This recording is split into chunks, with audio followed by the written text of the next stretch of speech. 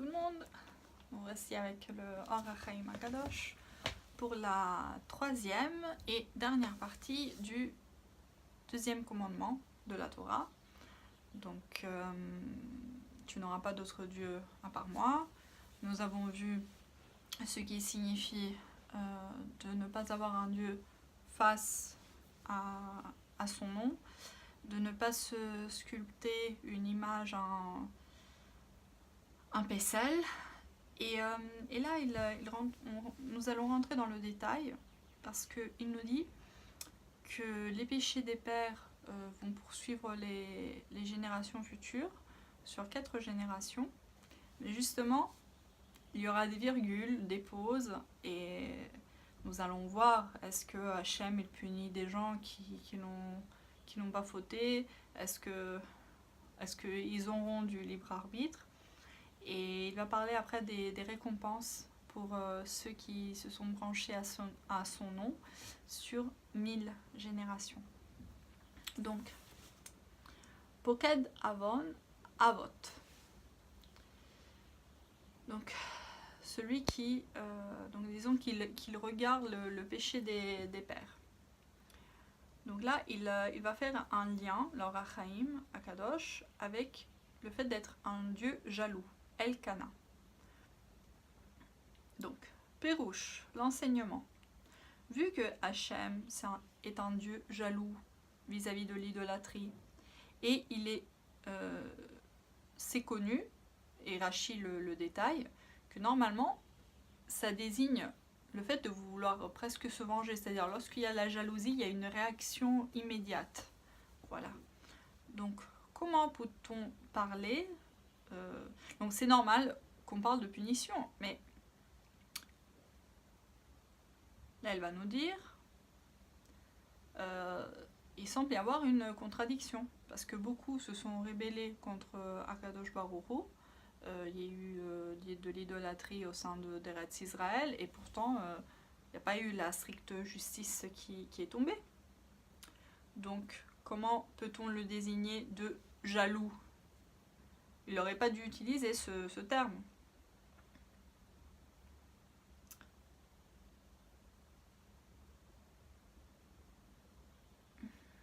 Et aussi, il va dire qu'il ne va pas le fait de ne pas les punir pendant la vie de l'idolâtre, mais uniquement les générations après,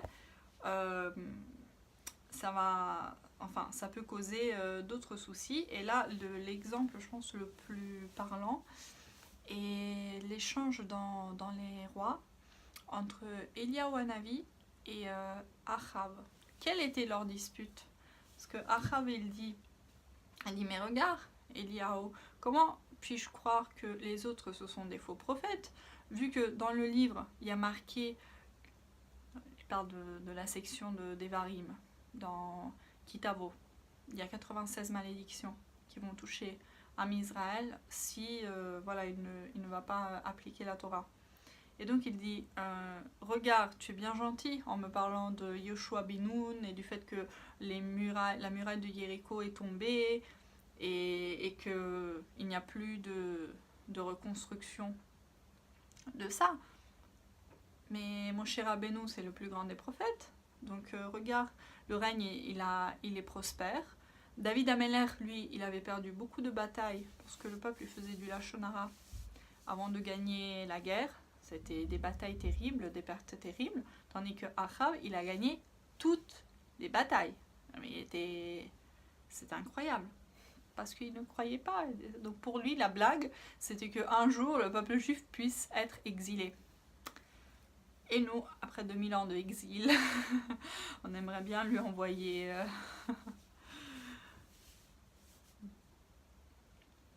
Ouais, bref. Donc l'Or HaChaim, il nous dit que la raison pour laquelle Hachem il ne punit pas tout de suite une personne, c'est parce qu'il y a tellement de personnes qui fautent et de rachats que du coup il n'y aurait plus de société, ça serait plus possible. Donc quelque part, c'est aussi parce que lorsqu'il a créé le monde, voilà, il n'y a pas la stricte justice. Lorsqu'on faute, on ne meurt pas sur place. Il y a la midat de Chachamim, il y a la possibilité de faire teshuva, il y a la possibilité, voilà, de réfléchir à ses erreurs et de pouvoir faire des choix. Donc ce n'est pas le destin qu'il a choisi pour les hommes. Et c'est pour ça qu'il donne la possibilité au rachat d'avoir une descendance. Parce qu'en fait, il se peut que sa descendance puisse faire un choix différent. Mais bon, peut-être que du coup, elle va s'inscrire et vu qu'elle a grandi dans la maison d'un idolâtre, recevoir ces traditions-là. Donc, il y aura l'affliction. Et ainsi de suite, en fait, il va attendre chaque génération pour qu'il puisse y avoir une teshuva. Sauf qu'après, il dit au bout de 4 générations, on parle d'une chaîne. Et donc, au bout de 4 générations de ce type d'idolâtrie, il y a une clipa qui s'installe. Ce sont les forces de l'impureté qui se sont vraiment enracinées. Et c'est très très très difficile de faire teshuva. Et donc là, Hachem, il ne donnera plus de possibilité à ces peuples de pouvoir à ces personnes de pouvoir se multiplier. Alors, donc, et là du coup, on peut se poser la question, vu que être jaloux signifie avoir une réaction immédiate, si tu me dis que l'idolâtre ne sera pas puni immédiatement, pourquoi tu parles de Elkana? Et là, il te dit qu'en fait, il faut voir ça du point de vue d'Akadosh Baruch Hu et pas d'une personne. Parce que là, 4 générations au total, c'est combien? 300 ans au gros maximum. Donc, comme nous dit le roi David dans les Teilim. Ah non, 90. Oui, bon. Il nous dit, un jour à tes yeux, c'est comme 1000 ans pour un être humain. Donc du coup, 300 ans, c'est pas, c'est pas beaucoup. Alors, et là, voilà, il nous dit que la manière en fait de prononcer le commandement, d'attendre les générations, c'est qu'en fait il va juger chaque génération distinctement. Ce n'est pas parce qu'il y a un père idolâtre qu'automatiquement il y aura des malédictions sur 4 générations. Et là aussi il y a le grand principe des prophéties dans la Torah et dans la Bible. C'est lorsqu'il y a des malédictions, elles peuvent ne pas s'accomplir, tandis que la bénédiction, elle s'applique toujours. Voilà. Enfin, le Rachaim, il soulève un autre point. Il dit, mais comment elle peut Hachem laisser le rachat prospérer? Parce que là, du coup, ça cause une énorme confusion au sein des peuples. Et là, il te dit, ne t'inquiète pas, parce que il y a une limite. 4 générations. Et vu que l'humanité a une histoire qui se perpétue sur des milliers d'années, l'homme peut apprendre des erreurs, il peut apprendre de son histoire. Là, on parlait tout à l'heure de Achav. Le fait que on dise, ah mais regarde, nous sommes idolâtres et rien n'est en train de se passer, et on dit ouais bon, ok. Ou même chose, les grandes sadikim. Les grandes sadikim aussi, ils ont eu des mérites et il y a des noms, il y a des unités qui... Il y a des noms qui restent, qui marquent l'histoire. Je connais une famille qui était très respectée. Voilà, elle avait trouvé son ascendance jusqu'à l'Espagne. Et malheureusement, ils ont subi l'assimilation violente du siècle dernier. Donc ils ont commencé à... c'est une famille où vraiment ils étaient accueillis avec le tapis rouge au sein des universités françaises.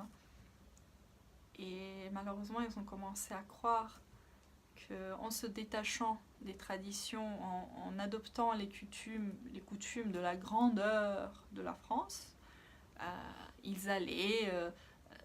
ça allait rimer avec l'honneur et le kavod qui était dû à leur nom, ça allait agrandir leur nom. Et donc ils ont commencé à délaisser la Torah orale surtout.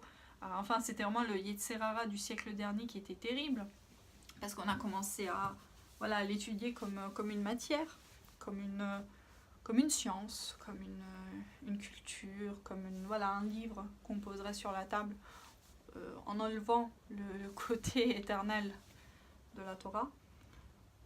Et bah écoutez, il n'y a plus rien. Enfin, il n'y a plus ces grandeurs, c'est des petits employés. Enfin, oui, disons peut-être dans la société parisienne, ça peut encore avoir quelque chose, mais je peux vous assurer qu'il n'y a ni de tapis rouge, ni de grands renoms au sein des universités.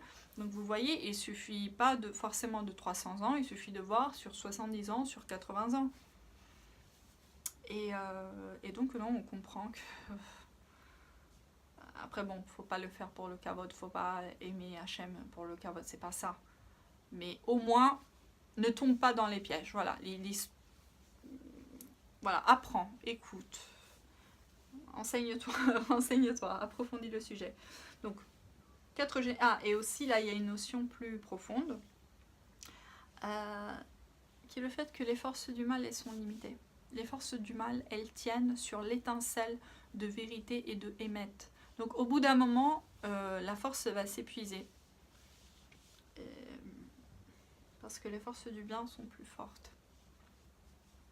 Voilà, quand je redis, je pense à Rabbi Nachman de Breslev, à son Tikkun HaKlali, qui nous enseigne ça. Il nous enseigne d'extirper les étincelles de sainteté de la Toum'a.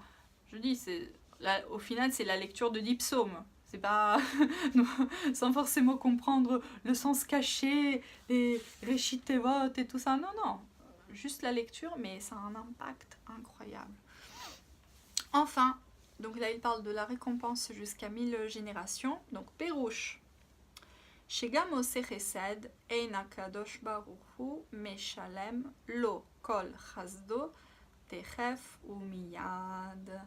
Et donc, le fait qu'il le fait avec chesed, avec bonté, Kadosh Baruch Hu, il ne va pas payer entièrement la récompense du juste dans ses vies. Il va quand même repayer une partie. C'est vrai que nous le disons souvent aussi, je n'ai jamais vu un tzaddik, voilà, dans des cas de noirceur éternelle. Mais surtout, il va dire, je vais prodiguer ce bien sur les futures générations. Et son mérite va générer une protection et le sauvetage de milliers et milliers de descendants. Et là, il nous parle du mérite des patriarches, Abraham Avinu. Donc sans le mérite des patriarches, s'ils avaient épuisé ça de leur vivant, alors que Abraham, Yitzhak et Yaakov avaient reçu quand même beaucoup de l'abondance. Et là, il te dit, ne crois pas que leur mérite est épuisé, c'est grâce à leur mérite que le peuple juif a pu survivre en exil. Je répète, sans armée, sans protection, au milieu des ennemis. Comment tu fais? Et là, elle va expliquer ce qui signifie pour ceux qui gardent mes commandements. Alors, mes commandements, qu'est-ce qu'il dit? Ou les chômerais mitzvotai, mes mitzvot, ok. Donc, nos sages, Zal, nous expliquent dans le traité Sota que c'est connecté avec l'expression pour 1000. Non, que c'est pas connecté pour 1000 générations. En fait, là, il y a une séparation entre ceux qui servent Hachem dans la crainte et ceux qui le